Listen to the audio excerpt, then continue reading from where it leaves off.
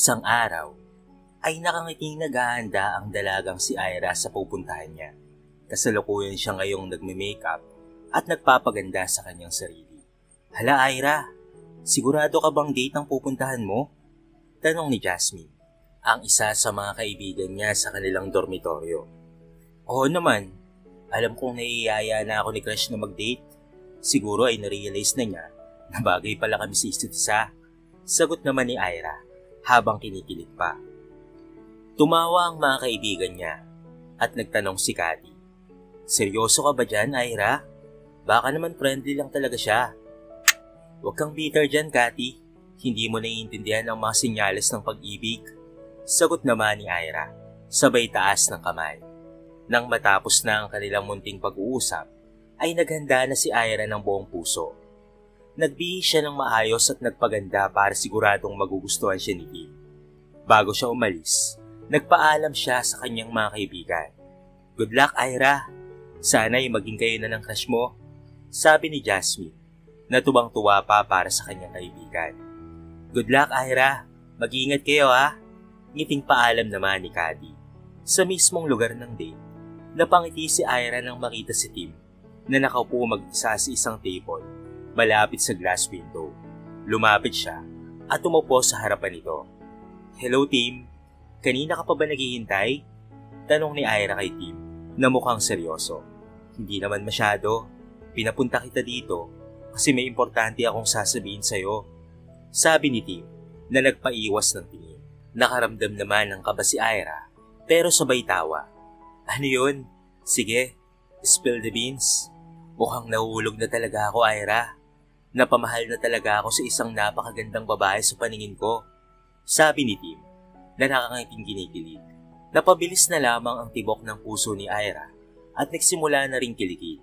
Sa wakas ay nagustuhan na rin siya ng crush niya. Talaga ba? Sana'y sinabi mo na kaagad na gusto mo pala ako. Kilig na sabi ni Ira. Ngunit napakunot na lamang ang noo ng binata. Biglang nagbago ang atmosphere ng sabihin ni Tim. Hindi ikaw ang tinutukoy ko, Ira. Yung kaibigan mo si Jasmine. Napakaganda niya talaga at mahal ko na ata talaga siya. Kaya kita pinapunta dito kasi gusto kong malaman ang mga bagay na gustong-gusto niya. Kaya please, Ira, tulungan mo akong mapasa akin ng kaibigan mong si Jasmine. Na-stuck si Ira sa kanyang kinauupuan. Ano? Hindi ako ang gusto mo? Si Jasmine pala? Tumawa naman si Tim na akala niya ay nagjo-joke lamang ang dalaga. Hindi ikaw ang tinutukoy ko, Ira, no? Yung kaibigan mo. Ang sarap niya talagang tingnan dahil sobrang ganda niya. Tapos ay napakabait pa at napakamahinhin. Nasa kanya na ang lahat ng gusto ko sa isang babae. Wala na akong hahanapin pa. Ulit ni Tim na tila naglalaho ang ngiti ni Ira sa kanyang mga labi. Nagulat si Ira na dahilan kaya wala na siyang ibang masabi at napaluha na lamang ito. Ira? Okay ka lang ba? Sana itulungan mo akong mapasa akin ng kaibigan mo si Jasmine ha? Pakiusap muli ni Tim na puno ng pangunawa. Ngunit sa halip na sagutin si Tim, ay umalis si Ira ng madalian. Iniwan ang lugar na puno ng lungkot at sakit. Habang nananatili si Ira sa labas ng gusali, hindi pa rin siya makapaniwala sa nangyari. Umiiyak siya ng malakas. Iniisip ang sakit ng pag-ibig na tila ba umaapaw na mula sa kanyang puso. Hinawakan niya ang kanyang cellphone at napag-isipang tawagan si Cathy at Jasmine. Hello friend, kamusta? Naging kayo na ba ng crush mo? Excited na tanong ni Jasmine sa kabilang linya. Hindi naman kaagad sumagot si Ira at sa halip ay huminga muna ito ng malalim. Hindi ako ang gusto niya, Jasmine. Malungkot at walang siglang sabi nito. Sino pala ang gusto niya? At bakit pa siya nakikipagkita sa iyo kung ganun? Takang tanong naman ni Cathy. Ikaw ang gusto niya, Jasmine. Kaya pala nakikipagkita siya sa akin kasi gusto niyang tulungan ko siya na maging kayo. Sagot ni Ira na puno ng lungkot. Nagtaka ang dalawang kaibigan ni Ira at natigilan sa kanilang kinilos. Lumakas ang iyak ni Ira ng mga sandaling iyon. Para bang napakabigat ng nararamdaman niyang pait sa kanyang puso. Huwag kang mag-alala, friend. Inom na lang natin yan. Pumunta tayo sa club. Doon tayo magkita at pag-usapan natin ang bagay na yan. Sabi ni Jasmine. At pagkatapos ay pinatay na ni Ira ang tawag. Dali-dali siyang pumunta sa kanilang paboritong club. at doon ay nakipagtagpo siya sa kanyang mga kaibigan. Agad siyang niyakap ng mga ito. Mas lalong naiyak na lamang si Ira sa kabutihan ng kanyang mga kaibigan. Napakaswerte niya na may mga kaibigan siyang handang samahan siya sa oras na puno na siya ng kalungkutan. Okay ka lang ba, Ira? Tanong ni Cathy, ngunit umiling lamang si Ira. Sorry Ira ha, hindi ko alam na yun pala ang sasabihin ni Tim at sinaktan ka pa niya. Nahihiyang sabi ni Jasmine na agad naman lumapit at niyakap si Ira. Wala kang kasalanan, Jasmine. Wala rin kasalanan si Tim dahil hindi niya rin naman alam na gusto ko siya. Kaya walang may kasalanan. Sadyang nagpadala lang talaga ako sa nararamdaman ko. Masyado akong assuming eh. Malungkot na pag-amin ni Ira. Nagsimula na silang mag-inuman at sinuportahan si Ira ng kanyang mga kaibigan. Hinayaan muna nila si Ira na ilabas ang kanyang nararamdaman. Hindi nagtagal ay nalasing na si Ira at tila ba wala na sa kanyang sarili. Maya-maya ay bumangon si Ira at nagpunta sa dance floor. Sumayaw na lamang nang walang pakialam si Ira. Habang sumasayaw, bigla siyang nilapitan ng isang lalaking napakatangkad. Hi miss, what's your name? Ngiting sabi nito na mukhang lasing rin. Bakit? Gagawin mo ba akong ututo? Pakikipag-usap ka sa akin para magustuhan ka? At kapag mahulog na ako sa'yo, ay iwan mo ko? Sabihin mo na lang ng diretso na crush mo ko para matapos na ang usapan natin. Ayoko nang masaktan na tumasa kaya please lang. Mahawa naman kayo sa kawawang puso kong ito. Lasing na sagot ni Ira at napatawa na lamang ang binata. Ang dami mong sinasabi, miss. Oo, crush na kita at gusto kitang maging asawa ko. Sabi ng binata na nagpatawa naman kay Ira. Finally, may nagkagusto na sa akin. Ako nga pala si Ira Makaraig at ay ito kaagad ang isasagot ko. Handa na akong maging asawa mo. Masayang sigaw ni Ira na sobrang lasing na napayakap na lamang siya sa binata at nawala sa kanyang malay dahil sa kanyang kalasingan. Nang kinaumagahan, ay nagising na lamang si Ira na may sobrang sakit ng ulo at siya ay nahihilo pa. Hindi niya maalala kung paano siya napunta sa kanilang dormitoryo at bakit sila nagkakasama ng dalawang kaibigan na si Cathy at Jasmine. Nakahiga silang tatlo sa sala at halatang lasing na lasing rin ang mga ito kagabi. Daan-daan siyang bumangon at napagtantong may doorbell pala. Napaunat na lamang si Ira nang bumukas siya ng pinto at makita ang hindi pamilyar na binata na bumungad sa kanya. Good morning asawa ko. Nakangiting bati nito kay Ira na agad na nagtaas ng kilay sa gulat. Excuse me, anong sabi mo? Asawa? Sinong asawa mo? Takang tanong ni Ira. Hindi mo na ba naaalala? Asawa na kita simula kagabi. You said yes to me. Hindi mo ba natatandaan yon? Sabi ng binata na nagpapakita ng excitement. Bumangon na rin ang dalawang kaibigan ni Ira na lasing pa ang mga mata. Ano? Dinasal ka na pala, Ira? Gulat na sabi ni Cathy at Jasmine. Napapikit na lamang si Ira dahil sa kalituhan. Wait, nalilito na ako. Kailan kita naging asawa? Kagabi? Papaanong nangyari yon? Wala talaga akong naaalala. Nalilitong tanong ng dalaga. Kaya't bumuntong hininga na lamang ang binata. You said yes when I asked you to be my wife. At pagkatapos nun, pinirmahan mo ang marriage contract. Paliwanag ng binata habang ipinapakita ang kontrata na totoo nga na pinirmahan nito ni Ira. Hala Ira, nasaktan ka lang kahapon, ikinasal ka na kaagad at naging asawa pa? Gulat na sabi ni Jasmine habang nakatingin sa kontrata. Napapikit na lamang si Ira at napuno na sa kalituhan. Wait, nalilito na talaga ako. Aalis muna ako. Maya-maya ay muling nagsalita ang binata. Call me if okay ka na ha? Sabi nito sabay bigay ng isang contact card. Pagkatapos tanggapin ni Ira ang card, sinara na niya ang pinto. Uy Ira, pag-usapan natin ito ng maayos. Sabi ni Cathy, ngunit hindi ito pinansin ni Ira. Sorry pero gusto ko munang mapag-isa. Matamlay na sabi ni Ira habang papasok na sa kanyang kwarto. Nang makapasok siya, ay napapikit na lamang siya. Tila ba ang kanyang kwarto ay puno ng problema. Ano ba itong pinasok ko? Panibagong problema na naman? Nag-aalala niyang sabi sa kanyang sarili. Sa gitna ng kalituhan ni Ira, naisipan niyang i-stalk ang binata sa social media.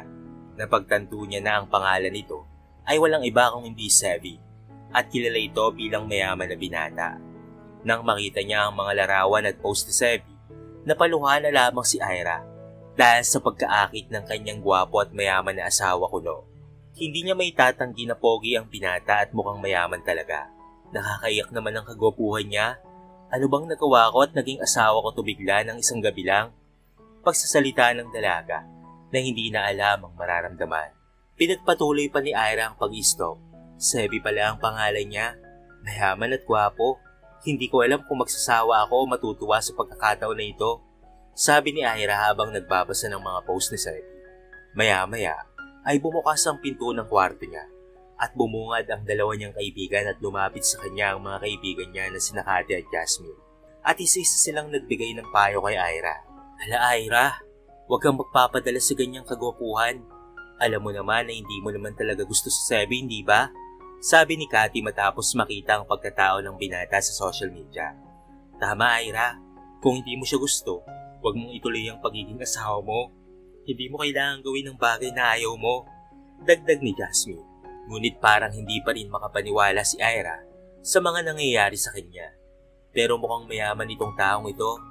Parang ang saya-saya ng buhay niya. At sakto lang na natanggal na ako sa pinagtatrabahuan ko ngayon. At kailangan nila mama ng pera sa operasyon ni Papa. Ano nga ba ang gagawin ko? Nalilitong sabi ni Ira. Ira, hindi ang pera ang nagpapaligaya sa isang tao. Mahalaga ang tunay na nararamdaman mo. Huwag mong pabayaan ang sarili mo sa isang hindi inaasahang relasyon at sa pera. Payo ni Kati.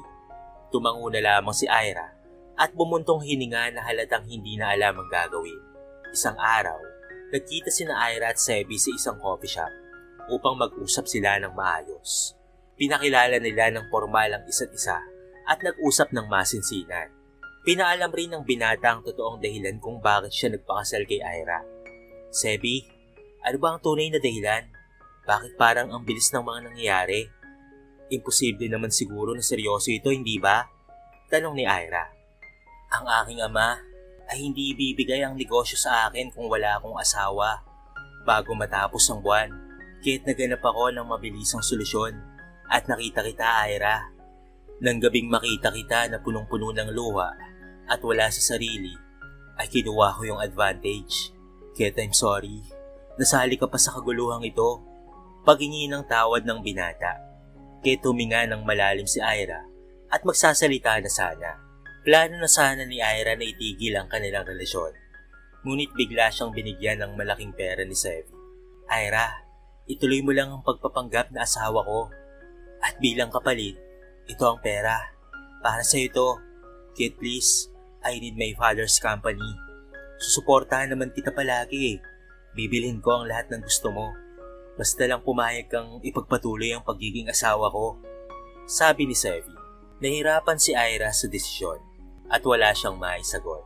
Grabe Sevi, hindi ko alam ang gagawin ko. Pero bakit kasi pera pa ang ibinigay mo? Walang makakatanggi sa ganitong kalaking pera, Sevi. Tulungan mo ako, Ira. Kailangan ko ang negosyo ng ama ko. Hindi ko kayang mawalan nun. Kaya pakiusap. Dagdag pa ni Sebi. Hindi alam ni Ira kung ano ang dapat gawin. Pero sa uli, tinanggap niya ang pera at napahayag. Sige na nga Sebi, tulungan na kita. Pero wag mo akong iisahan ha. Gagawin ko ito para tulungan ka at matulungan ko rin ang sarili ko. Magiging praktikal na akong tao simula ngayon. Hindi kita iiwanan, Ira. Pangako yan. Salamat sa pagtulong mo sa akin. Sagot naman ni Sebi na may halong pangako. Isang araw, matapos matanggap ni Ira ang offer ni Sebi at binigyan siya ng malaking halaga ng pera, sa tuwing bibili si Ira ng kahit anong gusto niya, tila ba'y naabuso na niya ang ginagawang pagtulong ni Sebi. Ang binata naman kahit halata na sobrang yaman, ay wala namang takot na maubusan ng pera. Sa kanilang pagsasama, ay biglang nagkaroon ng seryosong usapan si Sebi kay Ira. Ira, next week ipapakilala na kita kay Daddy ha, at ituturing ka na niyang asawa ko. Sabi ni Sebi. Nakaramdam ng kaba si Ira sa biglaang pahayag na ito ni Sebi at lumakas ang tibok ng kanyang puso. Nagsimula siyang ma-realize ang magiging kaharapin ng sitwasyon niya. Lalo na't darating na ang araw na ipapakilala siya sa ama ni Sebi. Pagdating sa kanilang bahay, agad itong binalita ni Ira sa kanyang mga kaibigan na nagulat at nag-aalalang tumingin sa kanya.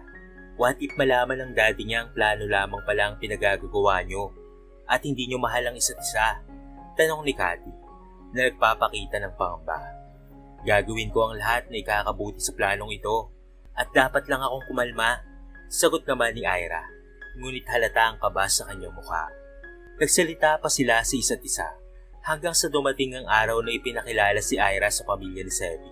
Nasa kotse si Ira habang si Sebi naman ang nagmamaneho. Halatang kinakabahan si Ira habang humihinga ng malalim. Kumalma ka lang, nandito lang ako sa tabi mo palagi, sabi ni Sebi na nagpapakita ng suporta sa kanya. Tumango si Ira at nagpapakita ng kanyang pasasalamat. Nang makarating sila sa mansyon ni Sebi, halos may luwa ni Ira ang kanyang mga mata sa laki nito. Mas lalong lumakas ang tibok ng puso niya kaya't muli siyang huminga ng malalim. Kaya mo ito, Ira. Kakayanin mo, sabi niya sa kanyang sarili habang sumasabay kay Sebi sa pagpasok. Sa paglakad ni Sebi at Ira sa loob ng malaking mansyon, napansin ni Ira ang kahangahangang ganda ng paligid. Grabe, Sebi, parang napadpad tayo sa kaharian. Ang laki ng mansyon nyo, parang palasyo. Pulalas ni Ira na puno ng paghanga. Natawa na lamang si Sebi sa naging reaksyon ng dalaga at inalalayan sa pagpasok. Nang biglang sumulpot ang isang hindi katandaang lalaki, ngumiti ito ng malumanay. Aba, Sebi anak, kamusta ka na? Bati ng lalaki. Sino itong magandang kasama mo, anak? Dagdag niya pa na nakangiti. Pa, ito nga po pala si Ira. Siya po ang asawa ko. Sagot ni Sebi at kasabay ng pagturo kay Ira ay dinugtong. Ira, ito ang aking ama. Napangiti si Ira at nagmano sa ama ni Sebi. Magandang umaga po, tito. Salamat po sa mainit na pagtanggap sa amin ni Sebi. Nagulantang ang daddy ni Sebi at nagtuwang nagbati. Ha? Asawa mo si Sebi? Ito ba'y totoo o biro lamang? Habang tinatawanan ng reaksyon ng ama, nagsalaysay naman si Ira. Totoo po, tito. Kami ni Sebi ay ikinasal na. Hindi na po kailangan ng palabas. Nagulat ang ama ni Sebi at agad niya namang tinumpirma. Oo nga, hindi ko akalain na sa kasagsagan ng trabaho at negosyo mo, may oras ka pa palang mag-asawa, anak. Congratulations sa inyong dalawa. Dad, maraming salamat po. Pasasalamat ni Sebi. Salamat po sa inyo, tito. Sabi naman ni Ira. Daddy na lang. Daddy na lang ang itawag mo sa akin, iha. Total ay asawa ka naman na ng anak ko eh. Ngiting sabi ng ama ng binata. Sa pag-upo sa pagkainan, nagpatuloy ang masayang usapan. Binati ng ama ni Sebi si Ira. Alam mo, Ira, mahirap makakita ng katulad mong babaeng kayang magtago sa likod ng mga palad ng kanyang asawa. Mag-iingat ka kay Sebi, ha? Hinikitan ni Ira ang kanyang sarili. Dad, wala pong sikreto sa pagitan namin ni Sebi. Proud ako sa kung sino at ano ako, at wala pong pagpapanggap. Napansin ng ama ang tapang ni Ira at napahagalpak na lamang sa tawa. Sa ganoong kagandang asawa, Sebi, siguradong aalagaan mo ng mabuti ang puso niya. Hindi po ako nagkamali sa pinili ko, Dad. Mahal na mahal ko po si Ira. Sagot naman ni Sebi, kasabay ang ngiting puno ng pagmamahal. Habang nagtatagal ang pag-uusap, nagbunga ng kakaibang koneksyon sa pagitan ni na Ira at pati na rin ng ama ni Sebi. Nang matapos ang masarap na hapunan, ay nagpaalam na ang ama ni Sebi para sa kanyang mga gawain. Naiwan sina Sebi at Ira sa ilalim ng malamlam na ilaw ng garden. Ira, sobrang nagpapasalamat ako sa iyo, ha. Hulog ka talaga ng langit sa akin. Bulalas na Sebi habang hawak ang kamay ni Ira. Ngumiti naman si Ira. Hulog ba? Siguro dahil sa aking ganda, no? Sabay tawa nito. Nahulog ang langit sa iyo dahil sa kahangahangang puso mo. Sagot ni Sebi na puno ng pagmamahal. Seryoso ka ba? Tanong naman ni Ira, ngunit agad itong napangiti. Tumango si Sebi na may ngiti sa labi. Hindi ako nagsisisi na nilapitan kita noong gabing yon para humingi ng tulong sa iyo. Napakaswerte ko at ikaw ang napili ko. Kung magiging successful man itong plano natin, hindi talaga kita kakalimutan, Ira. Sigurado ka ba dyan, Sebi? Tanong ng dalaga na tinanguan na lamang ng binata. Knock-knock, biglang sabi ni Ira na napatawa na lamang ang binata. Who's there? Natatawang tugon naman ni Sebi na sinakyan ang laro ng dalaga. Ira who? O tignan mo, nakalimutan mo na kaagad kung sino ako. Akala ko ba hindi mo ako makakalimutan, Sebi? Sabay tawa ni Ira. Humagalpak na lamang si Sebi sa pagkakatawa. Grabe ka, Ira. Ang kulit mo talaga. Kaya kita nagustuhan ka agad eh. Dahil sa huling sinabi ni Sebi, ay natigilan si Ira. Ayaw niyang mag-assume pero tama ba ang narinig niya na gusto siya ng binata? O baka naman pagpapanggap lamang rin ito? Ang effective ng joke ko, hindi ba? Napatawa kita. Bulong ni Ira upang kalmahin ang sarili. Agad itong napalingon kay Sebi ng may seryoso. Pero seryoso, Sebi, mahalaga ka sa akin. Tutulong ako sa iyo hanggang sa aking mga kaya. Hanggang sa maabot mo ang mga pangarap mo.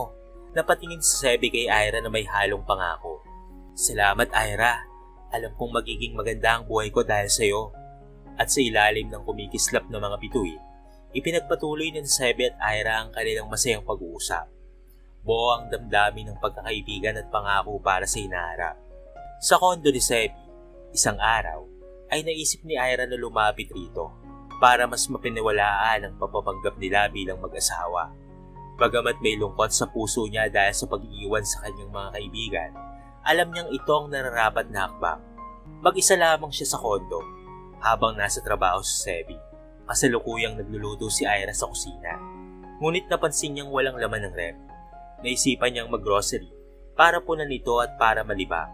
Pumunta siyang mag-isa sa grocery store at habang siya'y naglalakad, biglang napansin niya si Sebi na mag-isa rin at may hawak na grocery cart. Ngunit napahinto na lamang siya nang makita ang isang sexy at modelo ang itsura ng babae. Habang ito ay yakap-yakap ni Sebi sa bewang at pareho silang masayang ngumingiti sa isa't isa. Natigilan si Ira at napahinto sa pag-aakba sa paglapit kay Sebi. Hindi pwede, Ira. Hindi ka pwedeng magpa-apekto sa ganitong bagay. Puro lang ito kasinungalingan. Pilit niyang sinabi sa kanyang sarili. Ngunit hindi niya napigilan ang nararamdamang sakit sa kanyang puso. Kumalma ka, Ira. Hindi naman totoo ang kasal niyo ni Sebi, hindi ba? Nagpapanggap lang kayo para matulungan siya. At pumayag ka lang dahil rin sa pera. Hindi mo gusto si Sebi, kahit wala kang karapatang masaktan.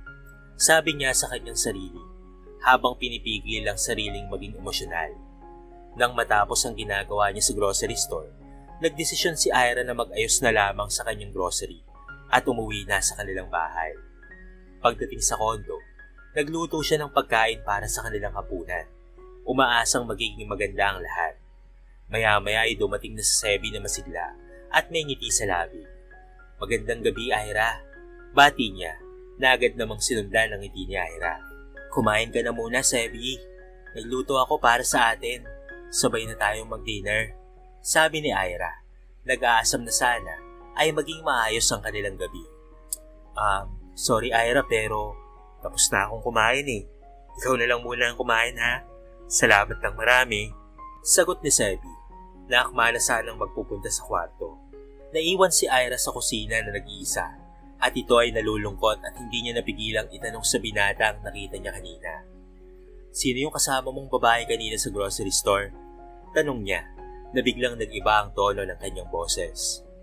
Napakunot ang noo ni Sebi at nag-aatubiling sumagot. Girlfriend mo siya, hindi ba? Sana siya na lamang ang pinakasalan mo.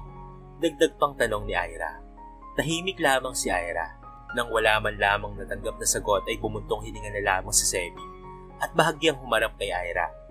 Please Ira, pagod ako. Bukas na lang natin pag-usapan yan. Sinundan ni Sebi ang kanyang nararamdaman at pumasok sa kwarto.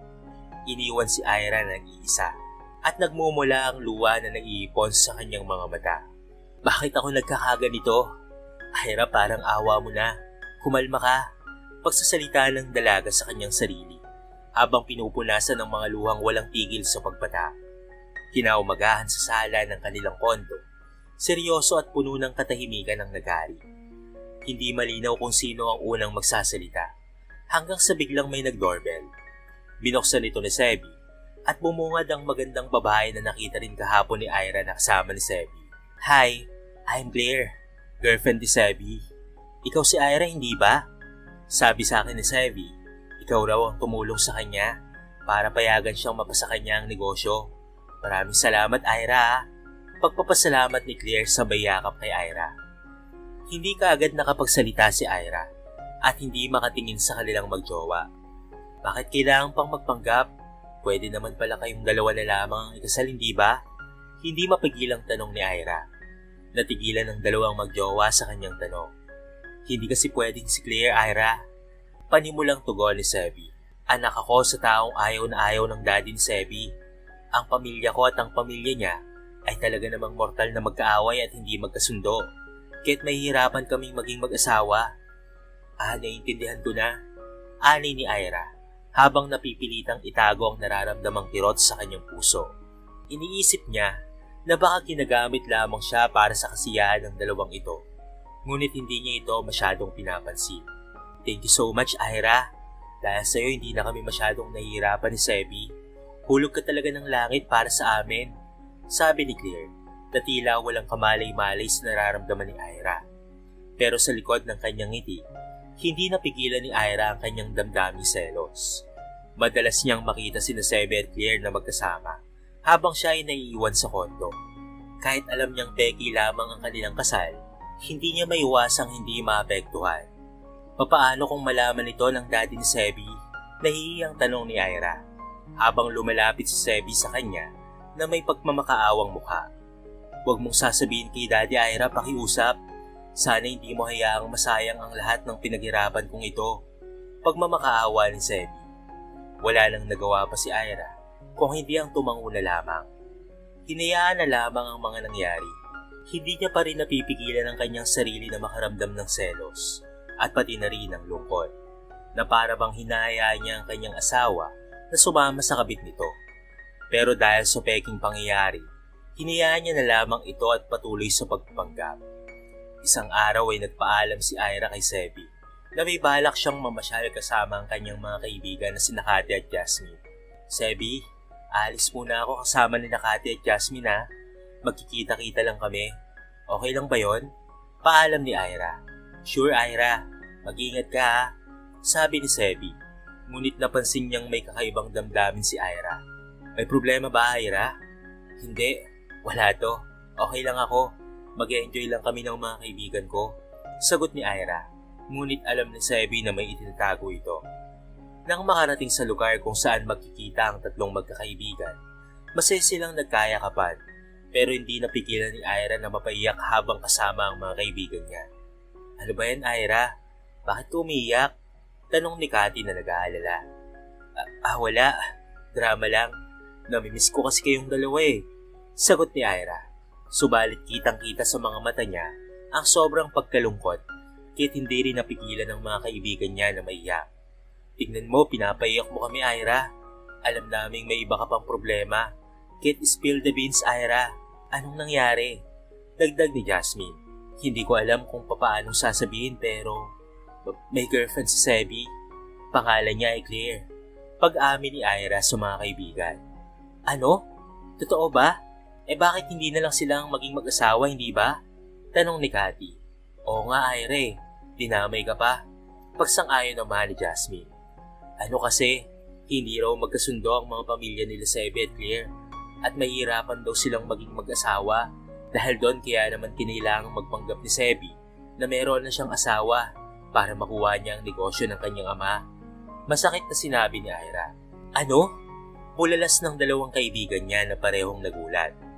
Parang ginagamit ka lang pala nila para maging successful ang relasyon nila, Ira.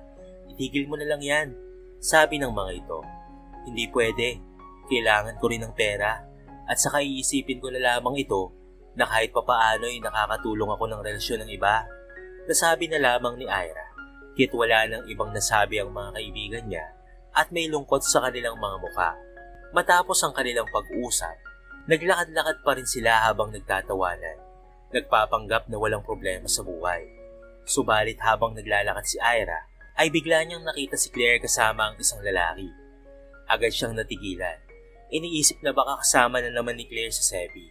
Ngunit sa gulat ni Ira, ay may lumapit na ibang lalaki kay Claire at naghalikan sila at hindi ito si Sebi. Agad na nagtago si Claire sa likod ng isang malaking vase. Nagtataka kung sino ang kasamang lalaki ni Claire. Anong nangyayari sa iyo, Ira? Bakit ka nagtatago dyan? Tanong ni Jasmine. Nakita ko si Claire, kasama ang ibang lalaki. Hindi si Sebi. Bulong ni Ira na para bang naguguluhan. Agad na nanlaki ang mga mata ng mga kaibigan niya at kagaya ni Ira ay nagtago rin ng mga ito. Anong gagawin mo ngayon, Ira? Sasabihin mo ba ito kay Sebi? Tanong ni Cathy na nag-aalala. Hindi ko alam. Nasabi na lamang ni Ira at umuwi na tahimik at hindi mapakali at nag-iisa. Sa loob ng kanilang kondo, nang umupo siya sa sopa, napagtanto ni Ira na mahirap nga ang sitwasyon. Hindi ko alam kung paano ito haharapin, sambit niya na puno ng pangamba. Naawa si Ira sa magiging reaksyon ni Sebi pag nalaman nito ang nakita niya kanina. Nasa kusina sina Ira at Sebi, tahimik na kumakain ng kanilang hapunan. Napansin ni Sebi ang katahimikan ni Ira. Ang tahimik mo ngayon ha? Bakit? May problema ba, Ira? Tanong ni Sebi. Wala naman. Pagsisinungaling ni Ira. Ngunit hindi naniwala si Sebi. Humarap siya kay Ira. Tell me what's wrong, Ira. Makikinig naman ako sa'yo. Huminga ng malalim si Ira bago humarap kay Sebi. Nakita ko kasi kanina si Claire. May kasamang ibang lalaki. Napayuko na lamang siya. Hindi kayang makita ang reaksyon ng binata. Tahimik ang buong silid at dahan-dahang sinilip ni Ira ang binata. Nagulat nang makita niya ang ngiti sa mukha ni Sebi. Siguro ay nagtatrabaho lang siya at kailangang mag-engage ng client kaya yung lalaking kasama niya kanina ay maaaring kliyente niya. Kalmadong sabi ni Sebi. Ngunit hindi naniwala si Ira dahil kung kliyente lamang siya ni Claire, bakit naghalikan pa ang dalawa? Pero ano kasi? Magsasalita na sana si Ira, ngunit naisipan niyang baka masaktan lang niya si Sebi. Kahit mas mabuting si Sebi na mismo ang makakita. Ilang araw ang lumipas at dumating ang araw na nalaman ni Sebi ang katotohanan patungkol sa panloloko ni Claire. Nagkaroon sila ng matinding pagtatalo. Paano mo ito nagawa sa akin, Claire? Umiiyak na tanong ni Sebi sa pinakamamahal niyang si Claire. I'm sorry, Sebi. Hindi ko mapigilan. Napamahal na ako sa kanya. I'm really sorry. Umiiyak na tugon ni Claire. Sa lahat ng sakripisyo ko, parang binaliwala mo lang ang lahat ng iyon. Ginagawa ko sana ito para sa maganda nating kinabukasan. Pero anong nangyari? Bakit ka bumitaw? Tanong ni Sebi na may luha sa mga mata. Hindi magiging maganda ang buhay natin, Sebi. Kung pareho ang pamilya natin ay hindi sang-ayon sa atin. Mahihirapan ka lang. Mahihirapan ako. Kaya I'm really sorry. Kailangan ko ng peaceful relationship. Umiiyak na sabi ni Claire at iniwan na si Sebi. Matapos ang lahat, napansin ni Ira na hindi na umuwi si Sebi sa kondo at isa lamang ang lugar na kung saan ay maaaring nakatambay si Sebi. Pumunta si Ira sa club kung saan una silang nagkita. Agad niyang nakita si Sebi at nag-iisa at umiinom. Umuwi na tayo, Sebi, sabi ni Ira at pilit na itinatayo ang binata. Ngunit masyado itong mabigat. Nandito na pala ang maganda kong asawa. Bakit ba ako umiiyak sa manlolokong babaeng yon? Kung meron naman pala akong maganda at mabait na asawa. Hello, Ira. Lasing na sabi ni Sebi. Natahimik na lamang si Ira. Lasing ka na, Sebi. Umuwi na tayo, sabi ni Ira at pilit na itinayo sa Sebi. Ngunit bigla siyang hinila nito at hindi inaasahang hilalikan. Hindi ka agad nakagalaw si Ira. Ngunit sa sandaling magkaroon siya ng lakas, mabilis siyang tinulak sa Sebi. Nagulat rin ang binata sa nangyari. I'm sorry, Ira, sabi ni Sebi at umiling si Ira. Okay lang, umuwi na tayo please. Ayokong makita kang ganito. Sa bahay na lang natin pag-usapan ng mabuti ito, sabi ni Ira at tinanguan ni Sebi at umuwi na sila. Sa pag-uwi nila ng kanilang kondo, hindi nagtagal at naantig ang damdamin ni Ira sa kalagayan ni Sebi. Inalagaan niya ang lasing na binata na para bang tunay niyang asawa. Sebi, tulungan mo akong makapasok sa kwarto. Mahirap na, baka magkaproblema tayo mamaya, sabi ni Ira habang binubuhat ang katawan ni Sebi. Tahimik na sumunod si Sebi sa kanyang misis. Hindi alintana ni Ira ang bigat ng katawan ni Sebi. Tila ba't buong buhay niya nang ginagawa ito. Maraming salamat, Ira, bulong ni Sebi, na ngayon ay mas naging malambing. Simula noon, ay naramdaman ni Sebi kung gaano ka-supportive at kabait itong si Ira. Sa bawat araw na lumilipas, mas lalo siyang napapamahal sa kanyang peging asawa.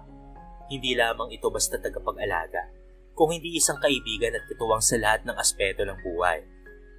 Lumipas ang ilang araw at sa tulong ni Ira ay unti-unti nang bumalik ang ngiti sa labi ni Sebi. Tinulungan siya ni Ira na makamove on at maging maayos ang buhay pagkatapos ng pangyayari kay Claire. Nabigyan ng pagkakataon ni Ira sa Sebi na muling magkaroon ng panibagong simula. Hindi ko alam kung paano kita pasasalamatan, Ira, sabi ni Sebi habang nakatitig kay Ira na nag-aalala sa kanya. Hindi napigilan ni Ira ang umiti. Wala yun, Sebi. Sabi mo nga, hindi ba? Mag-asawa tayo. Kasama kita sa hirap at ginhawa. Matapos ang mga pangyayari, mas umangat ang relasyon ni Ira at Sebi. Mas naging malalim at masigla ang kanilang pag-uusap. Madalas silang magkasama. Paminsan-minsan ay pumupunta lang sila sa mga paboritong lugar na tanging sila lamang dalawa. Dumaan man sa malupit na pagsubok, napagtanto nilang mas matibay pa rin ang kanilang pagsasama. Dahil kay Ira, nakita ni Sebi ang halaga ng totoong pagmamahal at pag-aalaga. Isang bagay na hindi niya inaasahan na maramdaman niya sa ilalim ng mga peking pangyayari. Isang araw habang sila'y naglalakad sa park, napagtanto ni Sebi na hindi na peke ang nararamdaman niya para kay Ira.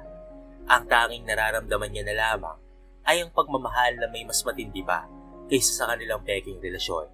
Ira, may gusto sana akong sabihin sa'yo, sabi ni Sebi na puno ng kakaibang pag-asa sa kanyang puso. Ano yon, Sebi?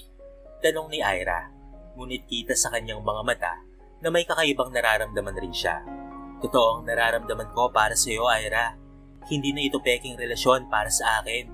Pag-amin ni Sebi na puno ng takot at tuwa. Naabot ni Ira ang kamay ni Sebi at ngiting-ngiting sinabi, Ako rin, Sebi. Totoo na ang nararamdaman ko sa iyo. Mahal na kita nang hindi peking pagmamahal. Sa kanilang pagpapahayag ng tunay na damdamin, nagkaroon sila ng mas malalim na koneksyon at pag-unawa sa isa't isa. Naging mas matatag ang kanilang pagsasama dahil ang pagmamahal na ito ay tunay at hindi na nila kailangan pang magpanggap. Ira, gusto mo bang maging totoong mag-asawa na tayo? Tanong ni Sebi na may matamis na ngiti sa labi.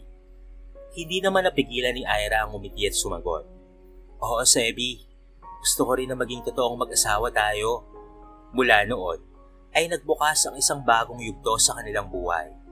Inayos nila ang kanilang peking pagpapakasal at naging ganap na mag-asawa.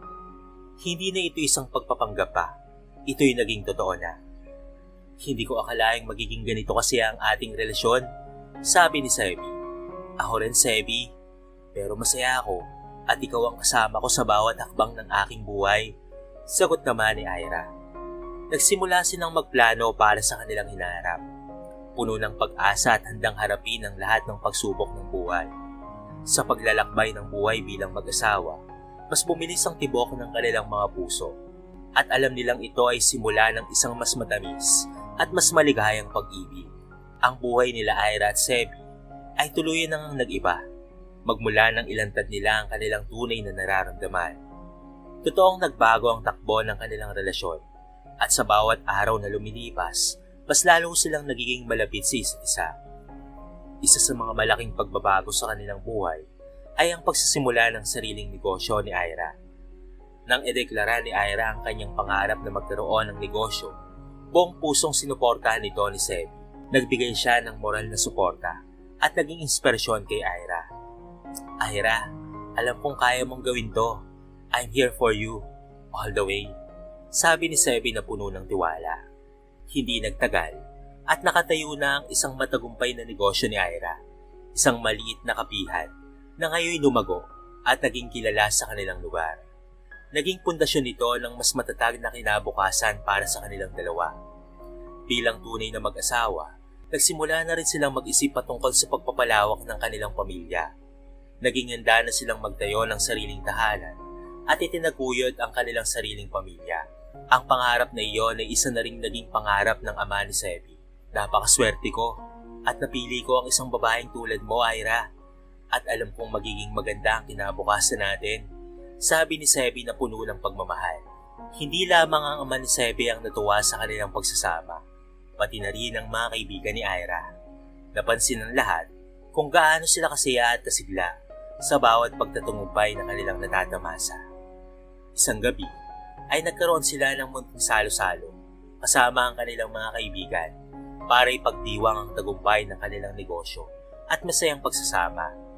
Naging malinaw na sa lahat na ang kanilang pagmamahalan ay katotohanan na at puno ng pangako. Bilib talaga ako sa inyong dalawa. Ang ganda ng negosyo ni Ira at kitang-kita kung gaano nyo minamahal ang isa't isa, sabi ng isa sa mga kaibigan ni Ira. Oo, tama ka. Ang sarap makakita ng magkasamang masaya at matagumpay. Dagdag ng isa pa. Sa pagtagal ng panahon, mas naging buo ang kanilang pamilya. Nagkaroon sila ng sariling bahay at mas naging masigla ang kanilang buhay. Hindi na nagkamali si Sebi sa pagpili kay Ira. At ito'y naging daan upang maging masaya sila sa kanilang pagsasama. Hindi ko akalain na magiging ganito ang takbo ng ating buhay, Ira. Pero alam mo ba, napakasaya ko at kasama kitang lumakbay sa bawat yugto ng ating pagsasama, sabi ni Sebi sa isang magandang umaga habang magkasama sila sa kanilang tahanan. Masaya rin ako, Sebi, at alam kong marami pa tayong pagdadaanan na mas magpapatibay sa ating pagsasama, tugon ni Ira na puno ng pagmamahal. Sa paglipas ng panahon, mas naging makulay at masagana ang buhay ni Ira at Sebi.